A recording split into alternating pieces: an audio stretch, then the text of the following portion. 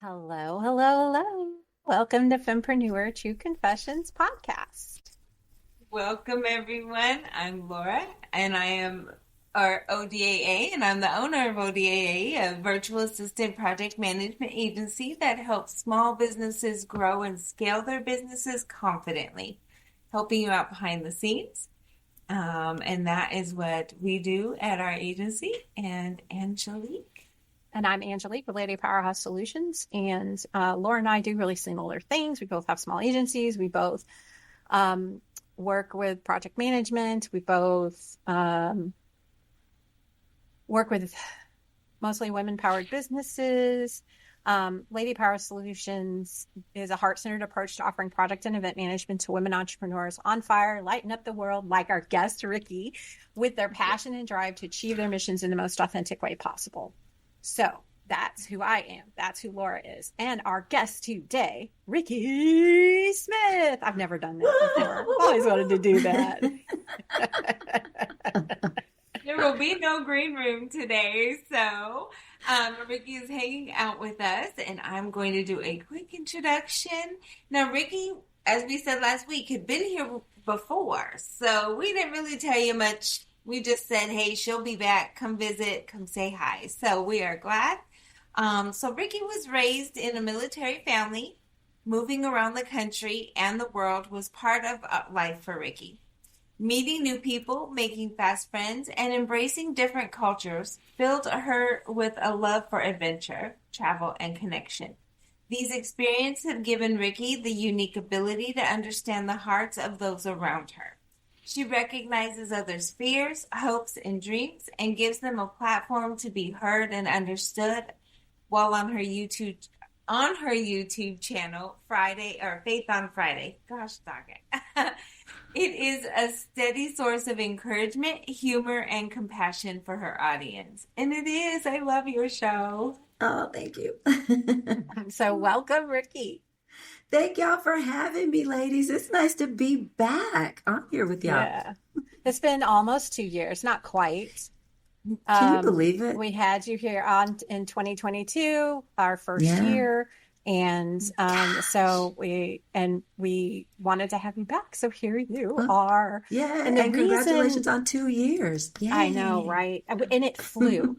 And it's been so much fun. And the guests they line themselves up so well. Like the universe just puts them together the way they should be. It's always great. And we have kind of changed our format, but we've kind of grown and evolved a little bit. Yeah. So we like to have our guests back, one, to check in. Hey, how's it going? What's new? And because we are kind of talking about a different angle, right? So the podcast is about abundance mindset, being a female entrepreneur, the struggles, because, what we found was when Laura and I got together and Laura came to me with this idea, let's do a podcast. And I'm like, yeah, sure. I'd love it because I love podcasts, listening to podcasts, and I love being a guest. That's cool. What is it going to be about? And it was about the fact that we were only seeing the Instagram side of female entrepreneurship. Oh, yes. And not the real side. The real side of being up until 2 or 3 o'clock in the morning some days, or the real side of, just trying and failing and learning. And that's another thing, this negative connotation that failure is bad, when actually it's the only way to grow, learn. It's the only way to get feedback is to try something. And it either works or it doesn't, and you learn either way. Sure. And there is no good or bad about that. It's all good. Yeah. Right? It should be all good. Yeah. I think so. It should be.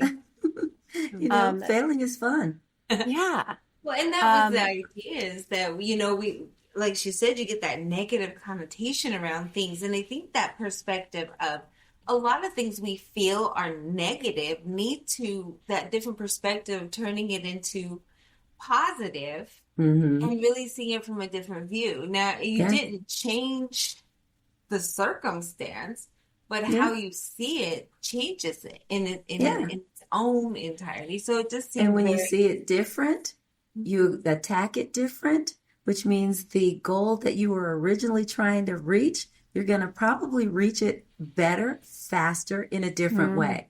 Yeah. Because when you fail, you now know what doesn't work. And I love it when, you know, as entrepreneurs, female, male, whomever, you're going to fail. Yeah. You better quit tripping. You're going to fail a lot, a whole lot. But the difference is failing and getting back up or failing and throwing in the towel. Yeah. Mm-hmm. Once you get comfortable with the idea that failure is part of success, oh, please. After that, you're just like, crappers, I failed again. Next episode, you know, just keep going. Yeah. It was the same thing like when you were a kid, you'd fall, you know? And I always, as my kids were younger, I'd wait because if they didn't cry, I won't react. I don't want them to. If they're going to react, and it's enough for them to cry, but if they didn't cry, I turn around and act like I didn't see it, like take a deep breath the other way.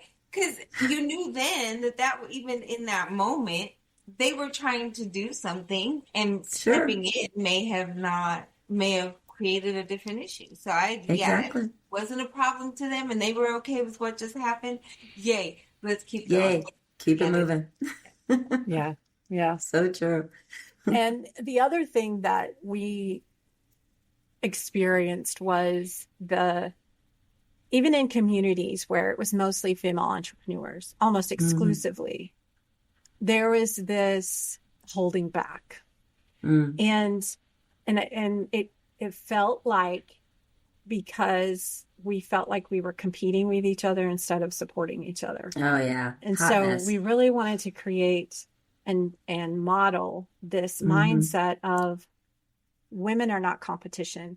If we support each other, there's more than enough, the abundance mindset that there's more than enough to go around. How many billions of people in this world? Yeah, that's one of my favorite things. You know, there's a saying, and I want to say attribute it to Eleanor Roosevelt, I believe, but you hear it a lot lately. Basically, competition happens on the bottom, collaboration happens on the top. Thank you. Amen. I love that so much because like you said, for the longest time, especially as women, we were taught to, you know, girls can't be friends. You can't share all your stuff with those girls because they're going to use it against you, blah, blah, blah, all the things. As I got older, I realized, and then as I became an entrepreneur, starting a business and all the things, I realized there is enough business, money, men, and shoes. We don't have to fight for any of it. I remember you saying that last time. It's still true. It is still true. Yes. Yeah. My thing used to be handbags. Like I loved purses and totes and oh my gosh. Yeah. I wasn't crazy about clothes, but purses, girl. That's why I hate Black Friday, because I am not fighting over a pair of shoes, sis. You can have them shoes. Like I needed another pair anyway. Whatever. Yeah, exactly. But yeah, we got to stop looking at each other as the competition and start looking at each other as the collaborators. We can do more together than we can ever do apart. Yeah. And the more that you push a sister, man, the further you go too. Yes, exactly. So what's one story where you've done that, where you've supported another female entrepreneur that would be considered your competition, or maybe somebody's done that for you? Oh, yeah. Oh, my gosh. So being an entrepreneur, you're going to run into people who do the same things that you do. It just is what it is. So I own a training company, and we do soft skills training for corporate large associations and individuals. That's what we do. There's our jam. How is it there is another girl around here who has the same business? I'm like, no, ma'am, she did not. So I went to meet her. She is phenomenal. Oh my gosh, she's so great. So we literally started collaborating with each other. So she has these trainings. She does a little bit different than I do. What they do in their company, they do cohorts. They'll do a 9-week training course for women. She primarily works with women. I do corporate. And so that's everybody. And so she had these amazing trainings, but didn't always have the trainers. She came to me and she says, Rikki, hey, this is what I'm doing. I need some help. Do you mind? Of course I don't mind. I'm here, girl, to help you. That was one. And then later, she became more prominent, if you will, in the community because she started running for a local office and things, that and the other. And I also do public speaking and presentation skills coaching. When she decided she was going to do this, she called me and she says, Rikki, I need your help with my presentation skills. Do you mind helping me? Of course not. Of course not. I am on my way, girl. And so that is, to me, the story of not just being good at what you do, but also sharing it with somebody who's just as phenomenal at what they do. Because we all need some help. We all are going to break and all are going to bleed. But dang it, somebody has a Band-Aid and somebody has a stent. We can help you. Stop acting like everything, only you can do it. If that were the case, there wouldn't be a McDonald's, Burger King, or Wendy's. There would just be Dairy Queen. You know what I mean? Everybody's got a burger. We can all do this. Yeah. Well, and you had said, something I had pointed out was, she does it a little bit differently. Like, it's a little different. It doesn't have to be your model. No. And that's okay. But if you're helping and collaborating and doing things with each other, it's still your business, who you are. But having other people and resources, it's still who they are. It's like, exactly you're who not they asking anybody to turn over their business or do this to collaborate with you. Like, I think a lot of times there's a fear in partnering up or collaborating where it's like, well, then how much of my business do I have to give to somebody else? Yeah. Like, there's and exactly. We're worried about our intellectual properties. Yeah, I'm not trying to steal anything from you. And like Angelique said, there are bazillions of people in the world. The world. And if you're worried about somebody stealing your thing, then guess what? Your vision is too small. Small, exactly. Yes. If you're just working within your bubble, then you're going to use up all the resources in that bubble and you're pretty much going to die after that. But if you have what Angelique kept saying, that abundance mindset, that little bubble is too small for you anyway. So you're looking at growing, you're looking at coming out of that. You're looking at stepping into something larger, something greater. Because you've heard that term, what is it? If you're the smartest person in the room, you're in the wrong room. Yeah. I like it. If you're worried about your brilliant idea in that room, you're in a room too small. Yes. Get in a bigger room, because in a bigger room, there are more ideas, more collaboration opportunities, more business plans. Get out of those tiny little rooms, get out of that tiny little bubble and go do big things, because you can't do big things in a small place. You just can't. Yeah. To include your mind. If your mind is too little, you're not going to get hardly anything done. Not right there. Yeah. Yeah. And, sometimes, and we touched on this failure, right? This fear of failure, but without stretching. So I just had surgery. And one of the things I ran across this on social media, said something about when you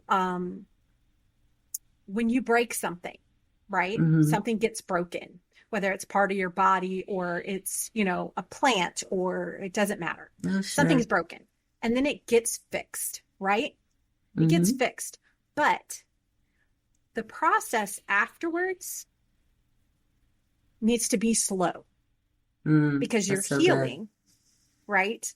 And this really hit me because I am going through major healing right now, physical healing. And so I have to move slow. And I'm not used to that. Okay. My mind moves fast and my body just doesn't want to catch up. And, but the reason for that is when we start to move too quickly, we miss important things. Yeah. When we start to move too quickly, we make mistakes. When we start to move too quickly, we make bad decisions because we're reacting instead of acting. And being very intentional. When we slow down, it makes us more present, And that is always beneficial, right? It is. Yeah. It's also, it reminds me, because you had mentioned earlier about during COVID and all the things that were going on. For me, COVID was a slowing down period for me. I think a lot of people. It really, yeah. Some people weren't able to come back or bounce back, or they took it as that huge loss and therefore failure, and for failure, just give it up. For me, after the crying, weeping, gnashing of teeth and rethinking my life choices, I noticed that there were some things that I had not taken the time to do at all or do correctly. So COVID gave me some time to sit back, rethink some of my life choices, and get some things in line that I did not have, so that when the world opened back up again, I was more and better prepared this time than when I originally launched. Right. So to your point, yeah, slow and steady does truly win the race. Yeah. And this idea of COVID, you know, in the middle of all that, when everybody's panicking and things are going on, the idea of slowing down and just being okay with that, because you can't, I mean, we took hustle culture and it hit a brick wall. It's really like, there was no like gradual into this. It was hustle, hustle, hustle, and then smack. And that's really hard in general, from a physical perspective, from a mental perspective, to be, you know, I was all of it, the soccer mom, the things, the sports, the work, the stuff, all of it, right? Before that. And then all of a sudden it was none of it. And there was a moment, there was a longer moment than I thought initially, that it was like, yeah. Slowing down was very difficult. It took me almost a year and a half to really actually sit and slow down and come out of that mode, maybe closer to 2 years. So We've really realizing that it's okay. And now that everything's open back up, my life doesn't have to look like that again, because clearly I am not in the mood for that anymore. Yeah. A lot of people came to that. You know, so but so this idea that this disruption or break or failure, right? This challenge, right? These were all challenges. We're all talking about challenges, whether it's physical, mental, self-imposed or externally imposed. Right.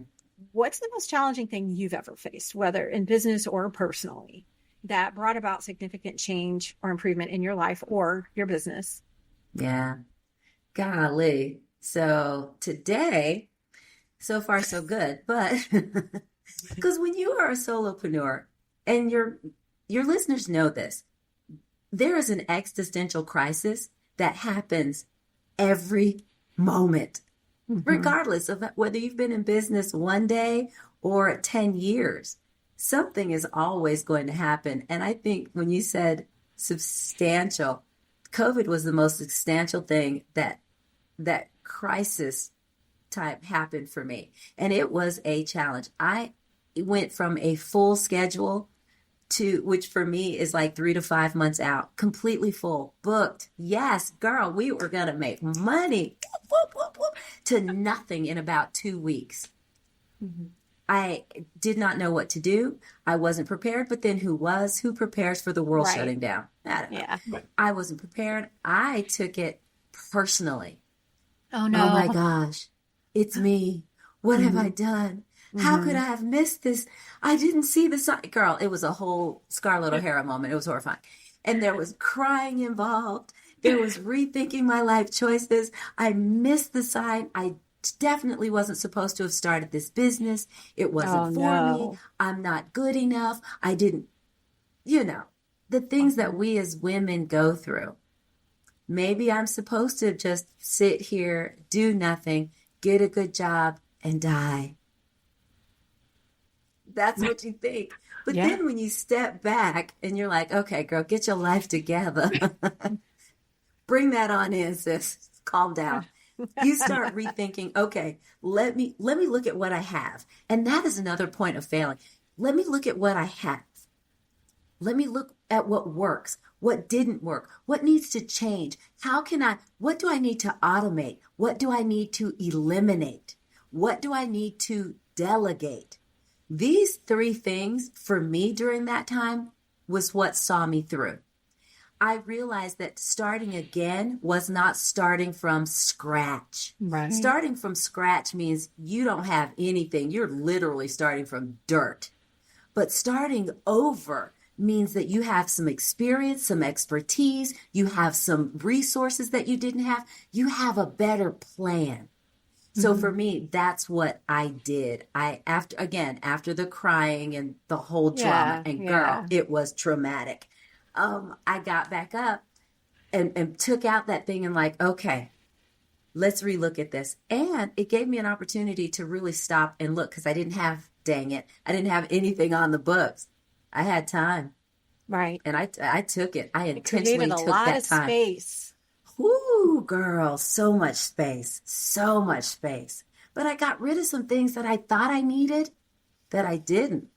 Mm-hmm. I found that I could automate. Oh my God, girl, I found automation tools. Shut up. Who knew I didn't need to do all this stuff manually? What? There's an automation for that? Yes, please. I found some things. And then I found some things because I have an amazing team. That was another thing I realized during that time. My team, they were not looking at me to tell them what to do. They were looking to me to instruct them on how to. That set my whole life free.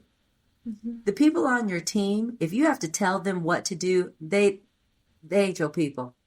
Find some people who already have a purpose and a passion for their lives, but also have a love for your mission.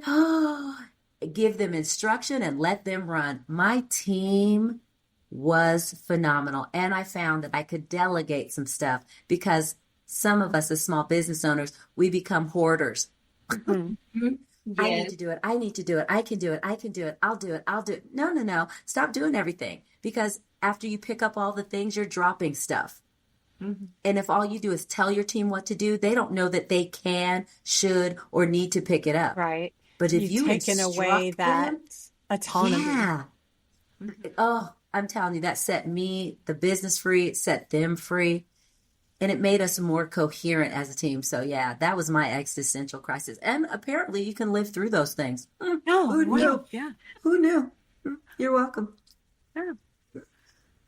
That's awesome. Breakdown moment in a cohort, because I was having that same struggle for a second. It was a cohort of women, and it was as that day started, that actual moment, I was kind of in a crossroads. There was a fork in the road for me that I was having some moments and stuff like that.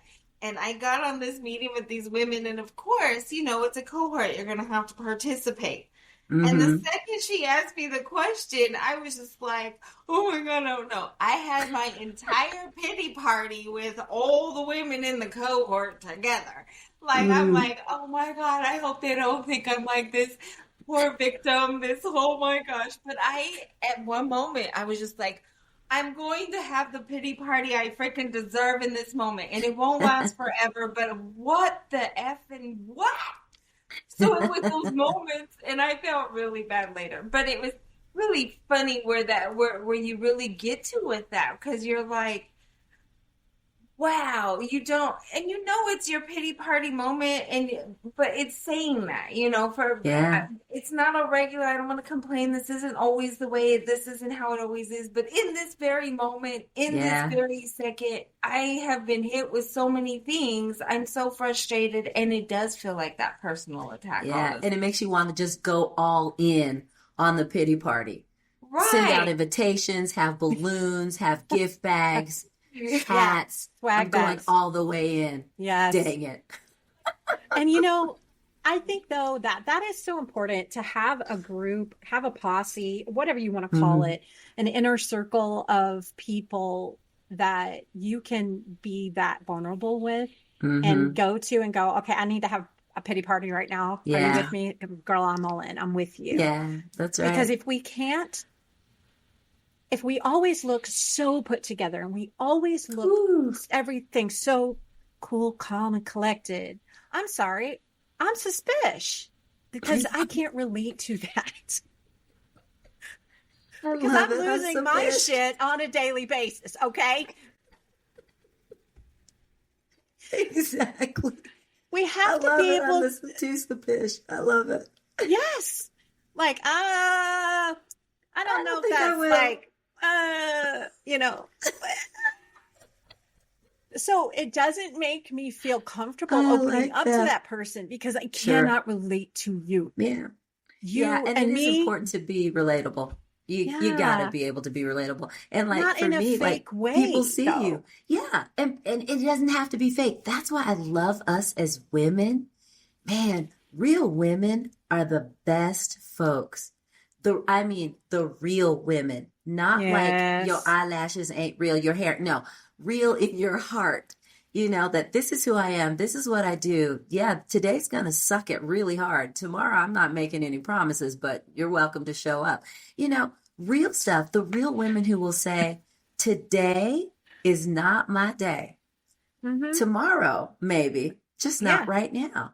You know, I have failed. I have thought of giving up. I have, like I said, lost my junk on the daily. Today, these eyelashes, I'm pulling them off and sticking them on my computer because I cannot today, you know, and those are the people that are truly relatable. Because you mentioned something earlier, Angelique, which had me laughing about the Instagram people. What did you call it? I just love that. The version of female entrepreneurs that we see on Instagram, this, you know, me too. You said something. I'm like, take the filter off. Exactly. It's filtered. Take off the filter. It's produced. It's not authentic. Yeah. And I remember many years ago, Kate Winslet, I think it was Kate Winslet started that no filter. Yeah, there's something hashtag where she went on with makeup and then removed it, I think. Yeah. And like, this is real. This is what I really look like. Yeah. This is who I really, oh my gosh. I'm a big fan of Sports Center. And so for anybody that knows about Sports Center, watches sports, Hannah Storm is a sports analyst and a commentator. Hannah's amazing. She used to be on some news shows earlier, but she went back to sports. So Hannah Storm got out there and she was doing the same thing, talking about how everybody thinks that this is how I look and she's like, I have a whole team of people that make me look at this. She took her makeup off on camera. I'm like, you better go, girl. Who else did that was, I don't know if you're a big fan of Viola Davis and How to Get Away with Murder. You may remember there was an episode where she wanted to, on purpose, take her wig off. And she took off her wig, she took off her makeup on camera. And that was one of the most popular, one of the most popular episodes because she showed the real Alicia Keys, who I'm a huge fan of. Right? Love Alicia Keys. Alicia went on a fire. See, and mine is New York State of Mind. I love that, you know. That is one of my favorite songs. But she went on a crusade for years where she wore no makeup anymore. She was like, this is who it is. This is how it looks. She did not wear makeup for years. And that to me, girl, that to me is a thing. Don't let none of this fool you. Okay. I'm only dressed for a reason, you know. But right. You don't have to have it all together to be all together.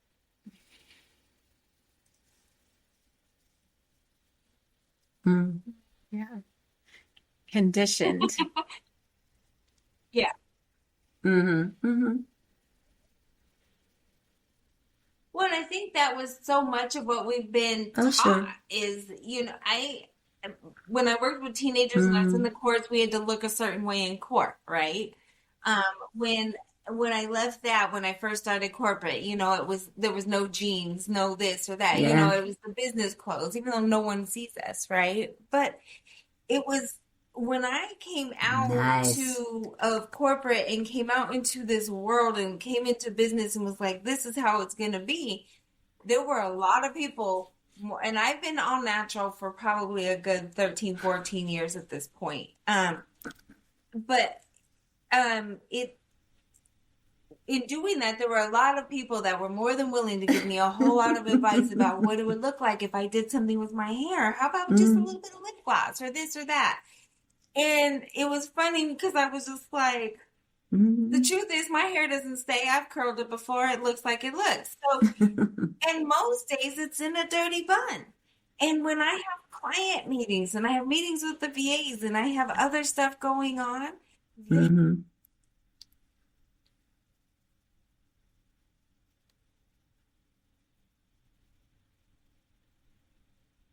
Oh, yeah.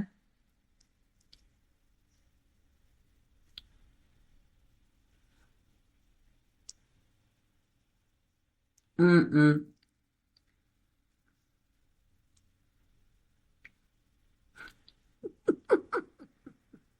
What? Exactly. Yeah.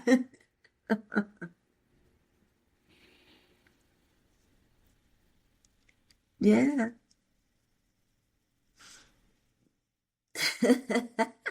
I love it.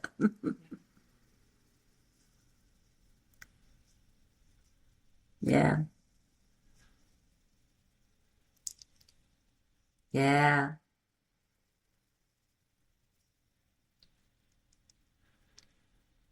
Yeah. What it looks like. Yeah. Yeah. And that's why you gotta love, Zoom. Oh yeah. But again, depending on who you are, what you do, what your gifting is, what your purpose is, I don't know. Like I said, if y'all saw my desk, y'all would be like, "Oh, we need to start a GoFundMe. The girl is struggling over there." It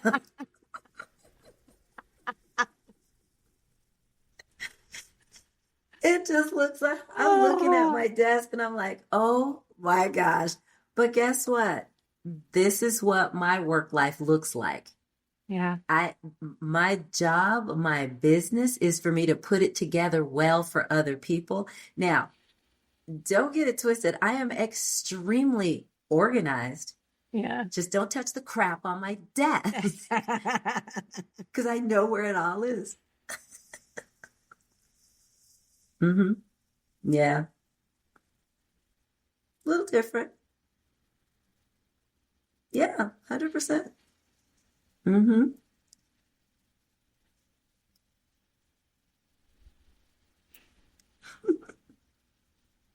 Yeah. Yeah.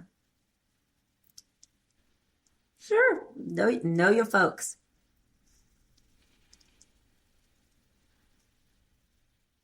That part. The bias. And there's so That much part. unconscious bias. That I part. attended a webinar recently about by a woman who just published a book Mm-hmm. on unconscious bias. And it was Mm-hmm. eye-opening because I feel like, I was raised to be very, what's the word? Non-discriminatory, very Mm-hmm. open-minded. My mom was quite the hippie. But there's this unconscious bias that we are raised in as a culture. And that culture is your community, your family, Mm-hmm. your friends, the people you choose to associate with, as Right. well as the larger patriarchy, Mm-hmm. That especially whole in thing. corporate. In corporate. And imagine Especially. now, not just unconscious bias. So in my business, I'm a corporate trainer. I'm educated, certified, experienced, all the things. When I walk into any corporate setting, guess what they see? A little short black girl. That's it.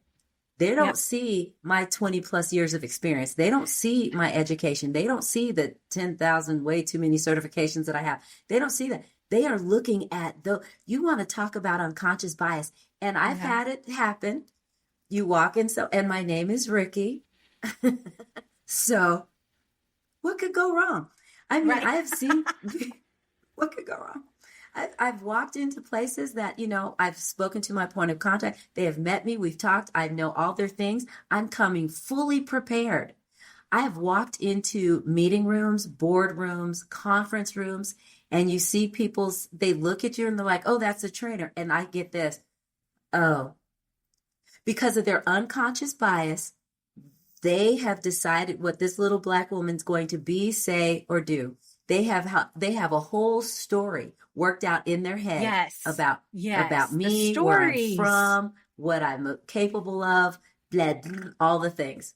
And then my whole job is to go in there and do my whole job. Because somebody told me years ago, some of the best advice I've ever heard, your problem with me is your problem. Is your problem. Exactly. Yeah. And then I have a little girlfriend that I love so much. She's 22 and she says, this sounds like an ish you, not an ish me. Mm-hmm. Yes. Mm-hmm. I like it's an her issue, already. not an ish me. Yeah. I love that.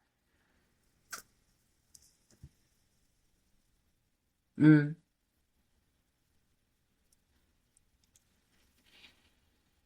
Mm. Yeah. Yeah. It's true. As we get older, we care less.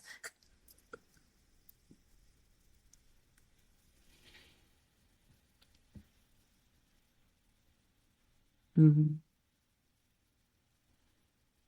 Mm-hmm. Sure. Mm-hmm. Of course. Mm-hmm.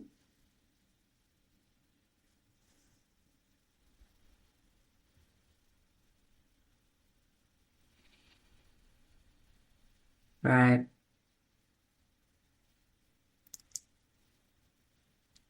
Mm-hmm. Yeah. That's why I love growing up in a military family. We moved around the country, around the world, so you Same didn't here. have a chance to really form those biases. When you came in, you may not have known something. The ignorance of a thing is different than the bias of a thing. So when we moved to a different country, I didn't know anything about the people in this country at this language. Just a quick story. When I was 10 or 11, we moved to Germany. And I asked my parents, do people laugh in German or do they laugh in English? See, that's the ignorance of a thing, not a bias. Mm-hmm. I just didn't know. Mm-hmm. And when I got there, of course, I found out they laugh in English. But anyway, so Yes. you just, you know what you know, you learn what you learn, Mm-hmm. if you're willing. If not, Yeah. that's where your bias And I stays think it in was and gets perpetuated. Maya Angelou, maybe, that said, Mm. once you know better, do better. Do better. Yeah. Those are. And Yeah. I think for me, that's been like when I experience people Mm. who are, it's their ish, not my ish, but it's being Mhm. projected onto me. Sure. Because I know better. I can't be like, Mm. and sometimes that's the more difficult part is, remembering who we are That's so good. and not Mm. what others are trying to project upon us, because typically that is their trauma or their historical issues, their stories, not Yeah. ours. That 100%. Yeah. You got to know who you are, though. We used to tell our kids as they were growing up, you better know who you are before you go out there, because the world will name you and you may not like what they call you. Mm-hmm.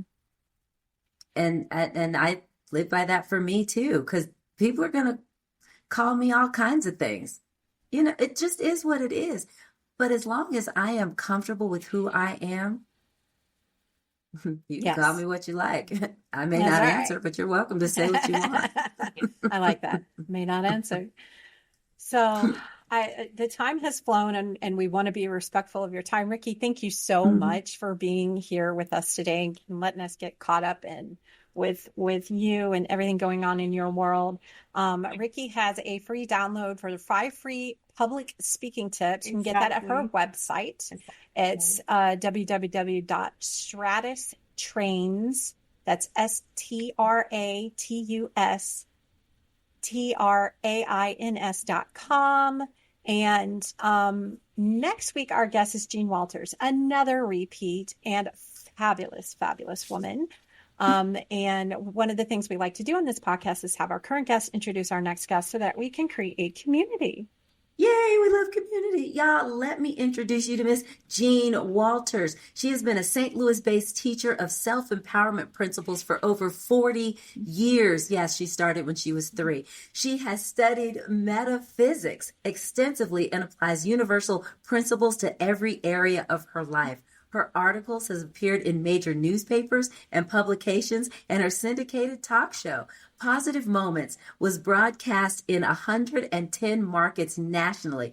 Jean's passion is helping people recognize their innate power and place in the universe and to live fully from that knowing. Her specialties are transformational coaching, metaphysics, dream interpretation, as psychic, and I apologize, record reading, and over 35,000 of those have been given, and she's a public speaker. You definitely don't want to miss next week's episode, y'all. Yes, yes. She's such a humble lady. All those accolades.